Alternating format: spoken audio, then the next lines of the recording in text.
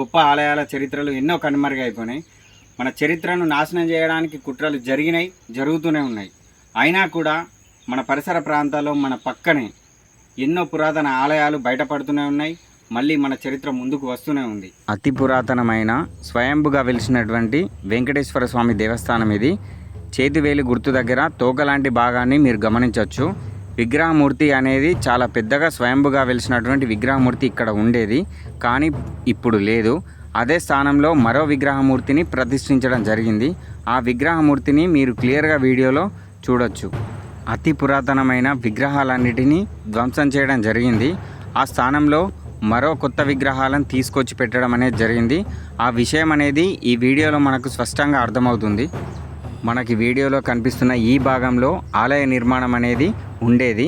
ఈ గర్భగుడికి ముందు భాగం అంతా కూడా ఒక ఆలయ నిర్మాణం ఉండేది, కానీ ఇప్పుడు ఆలయ నిర్మాణాన్ని పూర్తిగా ధ్వంసం చేసినట్టు ఇక్కడ ఆధారాలు ఉన్నాయి.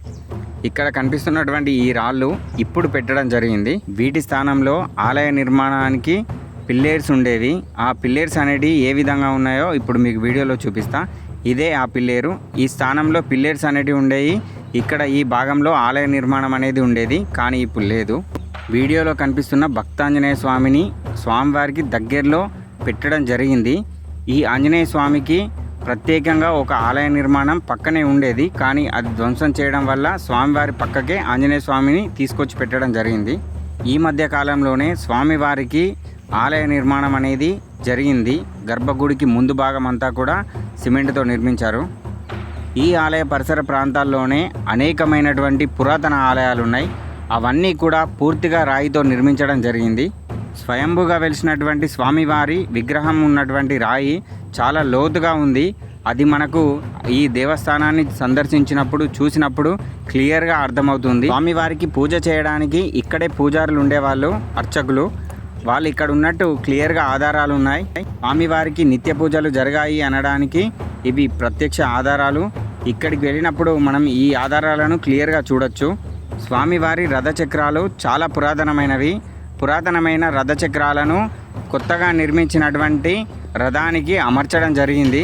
వాటిని మనం ప్రత్యక్షంగా ఆలయాన్ని సందర్శించినప్పుడు చూడొచ్చు. ఈ ఆలయ పరిసరాల్లోనే చాలా శిలాఫలకాలు, ఆలయానికి సంబంధించిన ధ్వజస్తంభాలు అనేకంగా కనిపించాయి. ఈ ఆలయ పరిసరాల్లో వాటిని మీరు క్లియర్గా చూడొచ్చు. ఇక్కడి ఆలయ పరిసరాల్లోనే ధర్మశాలలు నిర్మించినట్టు క్లియర్గా ఆధారాలు అయితే ఉన్నాయి.